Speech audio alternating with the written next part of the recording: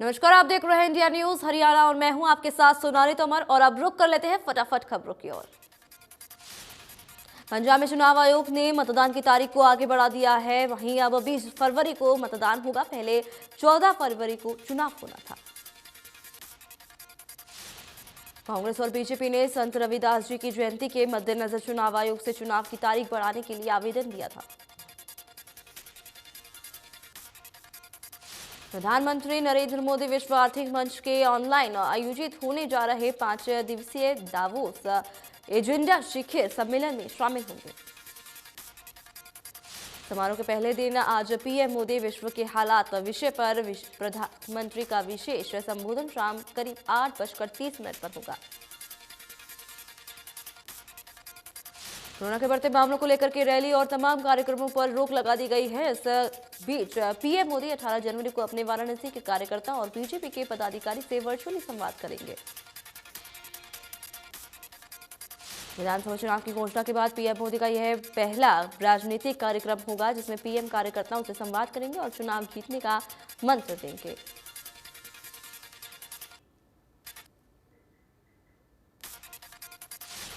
उप मुख्यमंत्री दुष्यंत चौटाला फेसबुक पर साइबर चौपाल कार्यक्रम के जरिए शाम 7 बजे प्रदेश के युवाओं से रूबरू होंगे। डिप्टी सीएम एक कार्यक्रम में युवाओं से 75% लोकल रोजगार कानून के विषय पर चर्चा करेंगे और मंगलवार को 12 बजे चंडीगढ़ प्रेस क्लब में आयोजित मीट द प्रेस कार्यक्रम को संबोधित करेंगे। 15 जनवरी से 75% लोकल रोजगार कानून लागू होने पर राज्य में सभी प्राइवेट सेक्टर संस्थान, ट्रस्ट, सोसाइटी, उद्योगों और कंपनियों में हरियाणा के युवाओं को प्राथमिकता दी जाएगी। बीजेपी प्रदेश भर में धूमधाम से नेताजी सुभाष चंद्र बोस की 125वीं जयंती मनानी जा रही है। बीजेपी प्रदेशाध्यक्ष ओपी धनखड़ ने जिंद में तैयारियों के लेकर पार्टी कार्यकर्ताओं के साथ बैठक की है। वहीं बैठक में ओपी धनखड़ ने बीजेपी कार्यकर्ताओं को दिशा निर्देश जारी किए हैं। इस दौरान शिक्षा मंत्री कंवरपाल गुर्जर भी बैठक में मौजूद रहे। कैथल में बीजेपी कार्यकर्ताओं की बैठक हुई जिसमें बतौर मुख्य अतिथि बीजेपी प्रदेश अध्यक्ष ओपी धनखड़ और शिक्षा मंत्री कंवर गुर्जर पहुंचे। वहीं कंवरपाल गुर्जर ने कहा कि आजादी के 75वें महोत्सव पर शहीदों की याद में 23 जनवरी को पूरे प्रदेश में कार्यक्रम आयोजित किए जाएंगे। इसके शहीदों के परिजनों को सम्मानित किया जाएगा। नेताजी सुभाष चंद्र बोस की 125वीं जयंती मनाने के लिए फरीदाबाद में बीजेपी के सभी कार्यकर्ताओं की बैठक की गई। इस बैठक में हरियाणा के परिवहन मंत्री मूलचंद शर्मा, तिगांव से विधायक राजेश नागर और बखड़ से विधायक सीमा त्रिवा भी उपस्थित रहे। मूलचंद शर्मा ने कहा कि फरीदाबाद के सभी कार्यकर्ता अपने सभी गली मोहल्ले में अपने स्तर पर इस कार्यक्रम में को करेंगे और नेताजी सुभाष चंद्र बोस के बारे में लोगों को बताएंगे। यमुनानगर में अधिकारियों की विशेष बैठक में पहुंचे पूर्व केंद्रीय मंत्री और अंबाला के सांसद रतनलाल कटारिया ने कहा कि पूरे भारत में गुड गवर्नेंस में हरियाणा नंबर 1 पर आया है। रतनलाल कटारिया ने कहा कि इससे बावजूद भी हम हथौड़ा मारकर अधिकारियों को जगाते रहते हैं और उनसे कहते हैं कि पारदर्शिता की तरफ अपना ध्यान दीजिए। स्वास्थ्य मंत्री अनिल विज ने कहा कि प्रदेश में कोरोना के निपटने के लिए पर्याप्त इंतजाम है। तीसरी लहर से निपटने के लिए पर्याप्त मात्रा में उपकरण और दवाएं प्रदेश में मौजूद हैं। दिल्ली में कोरोना के बढ़ते मामलों को लेकर असर देखने को मिल रहा है, वहीं जिससे गुरुग्राम, फरीदाबाद और सोनीपत में संक्रमण दर बढ़ता हुआ नजर आया।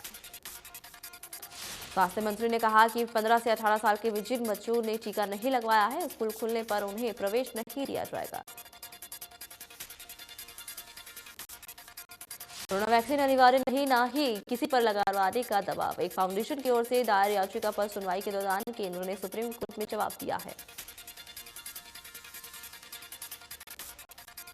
हरियाणा सरकार ने सरस्वती नदी को फिर से धरा पर प्रभावित करने की योजना को अमलीजामा पहनने का काम शुरू कर दिया है। इस योजना के तहत आदिब्रदी से कुरुक्षेत्र तक सरस्वती नदी में पानी को पहुंचा दिया गया है।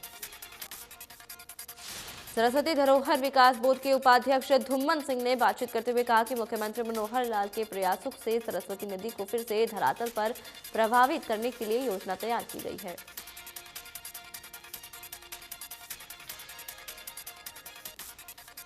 विधानसभा अध्यक्ष ने दुनिया में सबसे तेज भारत में वैक्सीनेशन करने के लिए पीएम मोदी का आभार जताया और उनकी तारीफ की। उन्होंने कहा कि ये पीएम की इच्छा शक्ति से ही संभव हो पाया है कि इतने बड़े जनसंख्या वाले देश में सभी लोगों को मुफ्त वैक्सीन लगाई जा रही है। देश में पिछले 24 घंटे में कोरोना के 2.58 लाख से ज्यादा केस सामने आए हैं। 314 लोगों की हुई मौत। देश भर में कोरोना के नए वेरिएंट ओमिक्रॉन का खतरा लगातार बढ़ता हुआ नजर आ रहा है। देश में 28 राज्यों में ओमिक्रॉन के मामले 8000 के पार देखने को मिले। महाराष्ट्र में कोरोना के 24 घंटे में 41,327 मामले सामने आए हैं। 19 लोगों की हुई मौत। झारखंड में कोरोना का कहर लगातार जारी है, जहां पिछले 24 घंटे में कोरोना के 2776 मामले सामने आए हैं। दिल्ली में पिछले 24 घंटे में कोरोना के 18,286 केस देखने को मिले हैं। एक दिन में 28 लोगों की हुई मौत। हरियाणा में 24 घंटे में कोरोना के 8,900 नए मामले सामने आए। 6 मरीज की मौत हुई है। एक दिन में 4,361 मरीज रिकवर भी होकर अपने घर लौटे हैं। गुरुग्राम में कोरोना के 3,448 नए मामले सामने आए हैं और 2 संक्रमित लोगों की हुई मौत। फरीदाबाद में 24 घंटे में कोरोना के 1,435 नए मामले सामने आए हैं। कुल संक्रमितों का आंकड़ा 10,000 के पार पहुंच गया है। करनाल में कोरोना के 360 नए पॉजिटिव देखने को मिले हैं केसेस। वहीं पिछले 24 घंटे में 1,370 सैंपल लिए गए हैं। भिवानी में पिछले 24 घंटे में कोरोना के 103 नए मामले सामने आए हैं। 27 लोग रिकवर होकर अपने घर लौटे हैं। एक्टिव केस की संख्या 550 हो गई है। कुरुक्षेत्र में 24 घंटे में कोरोना के 113 मामले सामने आए हैं। 163 मरीज रिकवर होकर अपने घर लौटे हैं। एक्टिव केस की संख्या 604 पहुंची। सिरसा में पिछले 24 घंटे में कोरोना के 214 नए मामले सामने हैं। 56 मरीजों डिस्चार्ज भी हुए हैं। एक्टिव केस की संख्या 624 पहुंची। कैथल में पिछले 24 घंटे में कोरोना के 95 मामले सामने आए हैं। 41 मरीज रिकवर होकर अपने घर लौटे। एक्टिव केस की संख्या 479 पहुंच गई है। सोनीपत में पिछले 24 घंटे में कोरोना के 414 नए मामले सामने आए हैं। 182 मरीज रिकवर होकर अपने घर लौटे। पंचकुला में पिछले 24 घंटे में कोरोना के 718 मामले सामने आए हैं। 735 मरीज रिकवर हुए हैं और 2 लोगों की मौत हो गई। अंबाला में पिछले 24 घंटे में कोरोना के 536 नए मामले सामने आए हैं। 176 मरीज रिकवर होकर अपने घर लौटे। एक संक्रमित की मौत भी हो गई है। रोहतक में पिछले 24 घंटे में कोरोना की रफ्तार देखने को मिली है। 240 नए मामले सामने आए हैं। 193 मरीज रिकवर होकर अपने घर लौटे। 1000 के पार एक्टिव केस। यमुनानगर में पिछले 24 घंटे में कोरोना के 196 मामले सामने आए हैं। 53 मरीज रिकवर हुए। वहीं 790 केस एक्टिव है। जिंद में पिछले 24 घंटे में कोरोना के 121 नए मामले सामने आए हैं। 31 मरीज रिकवर होकर अपने घर लौटे। एक संक्रमित की मौत हुई। झज्जर में पिछले 24 घंटे में कोरोना के 180 नए मामले सामने आए हैं। 139 मरीज रिकवर होकर अपने घर लौटे। 682 एक्टिव केस देखने को मिले। रेवाड़ी में पिछले 24 घंटे में कोरोना के 152 नए मामले सामने आए हैं। 76 मरीज रिकवर होकर अपने घर लौटे। 462 एक्टिव केस देखने को मिले हैं। कोरोना के बीच बल्लभगढ़ में प्रदेश सरकार की तरफ से कड़े प्रतिबंध लगा रखे हैं। इसके बावजूद लोगों नियमों का उल्लंघन करते हुए नजर आ रहे हैं। अग्रसेन चौकी के पास देर रात तक दुकानें खुली जा रही हैं। फरीदाबाद में महामारी का प्रकोप लगातार जारी है। इसके बावजूद लोग बेखौफ होकर और बिना मास्क और सोशल डिस्टेंसिंग करते हुए नजर आए। हालांकि पुलिस हर रोज ऐसे लोगों के चालान काट रही है जो लोग बेवजह बाहर घूमते हुए नजर आ रहे हैं और गाइडलाइन का पालन नहीं कर रहे। केंद्र सरकार की वादा खिलाफी के खिलाफ संयुक्त किसान मोर्चा 31 जनवरी को देश भर में धरना प्रदर्शन करने जा रहा है। रादौर में भारतीय किसान यूनियन के प्रदेशाध्यक्ष रतन मान ने कहा कि सरकार की इस वादा खिलाफ के विरोध में यह विधि 1 दिवसीय वादा खिलाफी दिवस मनाया जाएगा। देश भर में किसान इस दिन जिला मुख्यालय पर सरकार के खिलाफ विरोध प्रदर्शन करेंगे। किसान नेताओं को चुनाव लड़ने पर रतन मान ने कहा कि अभी किसान आंदोलन खत्म नहीं हुआ है, बल्कि आंदोलन को स्थगित किया गया है। मंडी डबलवाली में आसपास के इलाकों में पिछले दिनों से रुक रुक कर हो रही बरसात किसानों के लिए फायदेमंद साबित हुई। बारिश के बाद अब कोहरे पड़ने से गेहूं, सरसों और चने की फसलों का फायदा हुआ है। किसानों का कहना है कि बरसात के बाद उनकी गेहूं, सरसों और चने की फसल के उत्पादक में सकारात्मक प्रभाव पड़ेगा। किसानों को उम्मीद है कि आगे आने वाले दिनों में और भी बारिश और कोहरा होगा, जिससे रबी और फसलों को फायदा मिलेगा।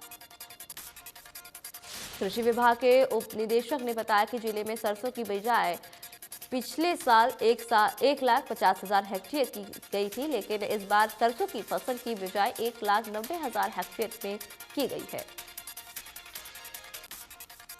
रोहतक में नियम 134 के तहत बच्चों के एडमिशन नहीं हो रहे हैं। विभाग की तरफ से 154 निजी स्कूलों को नोटिस जारी किया गया है।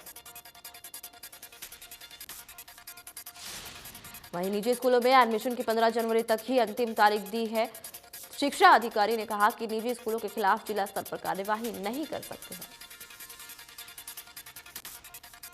भिवानी में नियम 134 के तहत दाखिला न देने वाले निजी स्कूलों पर अब जल्द ही गाज गिर सकती है। ऐसे 100 स्कूलों को भिवानी में नोटिस जारी किया गया है। रतियों में नगरपालिका ने दुकानदारों की मुसीबतें बढ़ा दी हैं। मेन बाजार में नगरपालिका ठेकेदार ने बिना टेंडर सड़क उखाड़ डाली और मटेरियल भी उठा ली गई।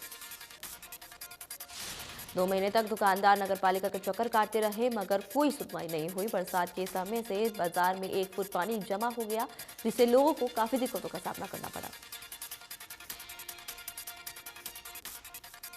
जाखलमंडी में मंडीवासियों ने प्रॉपर्टी आईटी का काम पूरा करवाने और रजिस्ट्री का काम जल्द शुरू करवाने की मांग को लेकर नगरपालिका कार्यालय का घेराव किया है और जिला उपायुक्त को मांगों का ज्ञापन सौंपा है। मंडीवासियों ने रजिस्ट्री का काम फरवरी महीने से पहले सप्ताह में शुरू करने की मांग की। रजिस्ट्री कार्य शुरू नहीं होने पर बड़ा आंदोलन करने और नगरपालिका कार्यालय पर तालाबंदी करने की चेतावनी दी है। फतेहाबाद और हिसार की आंगनबाड़ी वर्करों ने सोमवार को बरनाला रोड स्थित बाबा भूमर शाह चौक पर धरना लगाया। सभी वर्कर्स उप मुख्यमंत्री आवास पर घेराव करने के लिए निकले थे।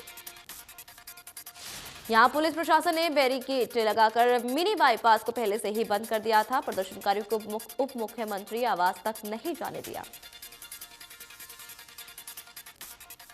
करनाल में आंगनबाड़ी वर्कर्स ने नीलोखेड़ी विधायक धर्मपाल गोंदर के आवास पर घेराव किया। सैकड़ों की संख्या में पहुंची आंगनबाड़ी वर्करों ने सरकार के खिलाफ नारेबाजी की। फरीदाबाद में आंगनबाड़ी वर्करों ने कैबिनेट मंत्री मूलचंद शर्मा के कार्यालय के बाहर पहुंचकर धरना दिया है। ज्ञापन के जरिए सरकार तक अपनी आवाज पहुंचाई। आंगनबाड़ी वर्कर्स पिछले कई महीनों से अपनी मांगों को लेकर धरना दे रही हैं। आंगनबाड़ी वर्कर्स को कैबिनेट मंत्री मूलचंद शर्मा ने आश्वासन दिया कि जल्द से जल्द उनकी मांगों को मुख्यमंत्री तक पहुंचाया जाएगा। चरखी दादरी में कड़कड़ाती ठंड के बीच आंगनबाड़ी वर्कर्स और हेल्पर ने सड़कों पर बैठकर सरकार पर उनकी हड़ताल को खत्म करने का आरोप लगाया है। इस दौरान उन्होंने सीडीपीओ कार्यालय में पहुंचकर प्रदर्शन किया और साथ ही 25 जनवरी तक हड़ताल का नोटिस थमाया। सिरसा में बरनाला रोड पर लापरवाही बरतने वाले ई रिक्शा चालकों के चालान काटे गए हैं। साथ ही ई रिक्शा चालकों को रजिस्ट्रेशन के फायदे के प्रति जागरूक भी किया गया है। वहीं जिले में अब तक 124 ई रिक्शा चालकों ने रजिस्ट्रेशन करवाकर नंबर प्लेट लगवा ली है। रजिस्ट्रेशन से दुर्घटना की स्थिति में चालक की पहचान आसानी से होती है और चोरी होने पर खोजना भी आसान हो जाता है। गुरुग्राम में करोड़ों की चोरी के मास्टरमाइंड डॉक्टर सचिंदर जैन नवल में जमानत याचिका की अर्जी लगाई है। बुधवार को सेशन कोर्ट में जमानत याचिका पर सुनवाई होगी। एसटीएफ की टीम फरार चल रहे आईपीएस धीरज सेतिया, गैंगस्टर विकास लगरपुरिया और पुलिसकर्मी विकास घुलिया की गिरफ्तारी के लिए लगातार छापेमारी कर रही है। जांचकर्ता एसटीएफ की टीम डॉक्टर सचिन दर्जन नवल की जमानत याचिका खारिज करने की मांग कर रहे हैं। आपको बता दें कि करोड़ों की चोरी का डॉक्टर सचिन जैन नवल मुख्य मास्टरमाइंड है। यमुनानगर में एंटी नारकोटिक्स सेल की टीम ने ताजेवाला नाका से चेकिंग के दौरान यूपी में प्रतिबंधित दवाइयों को लेकर आ रहे 2 युवकों को बाइक सहित काबू किया है। आरोपियों से भारी मात्रा में प्रतिबंधित दवाइयां बरामद हुई हैं। आरोपियों के खिलाफ केस दर्ज कर लिया गया है और कोर्ट में पेश किया गया है, जहां से उन्हें रिमांड पर भेज दिया गया। रेवाड़ी के सेक्टर 19 स्थित अंसल टाउन गेट पर जोमेटो डिलीवरी बॉय को कुछ अज्ञात लोगों ने गोली मार दी है, जिसके बाद कुछ लोगों ने खून से लथपथ डिलीवरी बॉय को अस्पताल पहुंचाया गया। वहीं अस्पताल पहुंचने पर डॉक्टरों ने घायल को मृत घोषित कर दिया है। फिलहाल पुलिस उस पूरे मामले की जांच कर रही है। मनियाबाद की हंस मार्केट में स्थित ट्रेंडिंग कंपनी से 1,60,000 की नकदी चोरी की गई है। पुलिस ने दुकान के मालिक विनोद कुमार की शिकायत पर केस दर्ज किया है। प्रत्येक गांव क्लोठा में पंचायत के दौरान महिला की मौत का मामला सामने आया है। परिजनों ने पुलिस को शिकायत दी थी, वहीं महिला को पंचायत ने आत्महत्या करने पर मजबूर किया है। पुलिस ने 15 लोगों के खिलाफ मामला दर्ज कर जांच शुरू कर दी है, लेकिन आरोपियों की गिरफ्तारी अभी तक नहीं हुई है। बल्लभगढ़ के तिंगांव में एक शादी समारोह के दौरान एक युवक को गोली मार दी गई, जिसकी वजह से पुरानी रंजिश बताई जा रही है। सूचना मिलते ही पुलिस मौके पर पहुंची और शव को कब्जे में लेकर पोस्टमार्टम के लिए भेज दिया है। फिलहाल पुलिस इस पूरे मामले की जांच पड़ताल में जुट गई है। भिवानी में सर्दी को देखते हुए जानवरों के लिए भी चिड़ियाघर में इंतजाम किए गए हैं। पक्षियों के लिए पर्दे लगाए गए हैं तो जानवरों के लिए हीटर का प्रबंध किया गया है। चिड़ियाघर में पक्षी और जानवरों को किसी तरह की समस्या न आए, इसके लिए वाइल्ड लाइफ विभाग ने ये इंतजाम किए हैं। वाइल्ड लाइफ इंस्पेक्टर ने बताया कि कोरोना को देखते हुए एक साथ सिर्फ 20 लोगों को ही चिड़ियाघर में आने की अनुमति दी जा रही है। हिमाचल प्रदेश में 17 से 20 जनवरी तक बारिश और बर्फबारी के आसार हैं। हालांकि मैदानी इलाकों में मौसम शुष्क रहेगा। खराब मौसम को देखते हुए लाहौर, किन्नौर और चंबा के बर्फीले इलाकों में लोगों को एहतियात बरतने की हिदायत दी गई है। हिमाचल प्रदेश के ऊंचाई वालों क्षेत्रों में भले ही राजमार्गों को यातायात के लिए बहाल कर दिया गया है, लेकिन 154 संपर्क मार्ग अभी भी वाहनों की आवाजाही के लिए बंद है। पहाड़ों पर भारी बर्फबारी से बड़ी ठंड, शीतलहर के चलते लोग घरों में कैद हुए हैं। हवाई सेवाएं भी प्रभावित हुई। पहाड़ों पर बर्फबारी के साथ मैदानी इलाकों में कड़ाके की ठंड देखने को मिल रही है। इस बीच मौसम विभाग ने दिल्ली में येलो अलर्ट जारी किया है और सर्दी दर्ज होने की संभावना जताई गई है। दिल्ली की हवा में नमी का असर 62 से 92% रहा। इस वजह से सुबह सड़कों पर मध्य स्तर तक का कोहरा दर्ज किया गया है। मौसम विभाग के अनुसार अगले 24 घंटे में अधिकतम तापमान 16 और न्यूनतम तापमान 8 डिग्री सेल्सियस तक दर्ज किया जा सकता है। मौसम विभाग के अनुसार पश्चिमी विक्षोभ की सक्रियता की वजह से 21 और 22 जनवरी को दिल्ली एनसीआर में हल्की बारिश होने की संभावना है। मौसम विभाग ने 22 जनवरी के लिए भी येलो अलर्ट जारी किया है। पश्चिमी विक्षोभ की सक्रियता की वजह से न्यूनतम तापमान में वृद्धि होगी और ये 11 डिग्री सेल्सियस तक दर्ज किया जा सकता है। कैथल में शीतलहर का कहर लगातार जारी है। इस दौरान ठंड ने लोगों पर घरों में बैठने पर मजबूर कर दिया है। वहीं लोग ठंड से बचने के लिए लाभ का सहारा ले रहे हैं। यमुनानगर में न्यूनतम तापमान 5 डिग्री रहा। ज्यादातर लोग ठंड की वजह से घर से बाहर नहीं निकल रहे हैं और लोग अलाव का सहारा लेते हुए नजर आ रहे हैं। गाजीपुर फूल बड्डी से बरामद हुआ था RDX जांच के लिए NSG ने दिल्ली पुलिस को सौंपी रिपोर्ट। वहीं 14 जनवरी को विस्फोट मिला था।